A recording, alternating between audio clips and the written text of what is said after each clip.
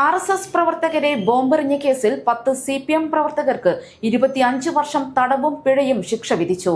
രണ്ടാം പ്രതി TV ബിനു ഒഴികെ മറ്റു പ്രതികൾക്ക് 10 വർഷം തടവ് ശിക്ഷ അനുഭവിച്ചാൽ മതി. Taliparamba additional district and sessions judge KL പ്രശാന്താണ് ശിക്ഷ വിധിച്ചത്. 2011 ആലക്കോട് തിമിരിയിൽ നടന്ന സംഭവത്തിലാണ് വിധി.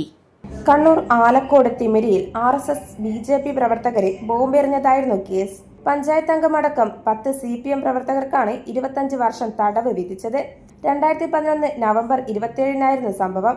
രണ്ടാം പ്രതി തെക്കിനിയിൽ TP ബിനു എന്ന ഉടുമ്പ് ബിനു 25 വർഷം തടവ് അനുഭവിക്കണം.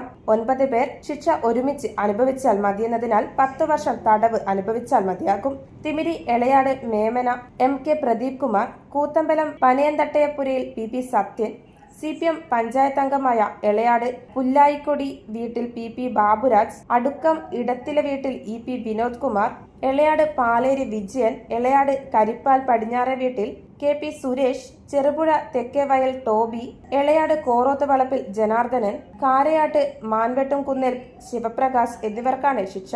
പഞ്ചായത്ത് അംഗമായ PV ബാബുരാജ് ഇതോടെ അയോഗ്യനാക്കപ്പെടും. News site Koothuparamba.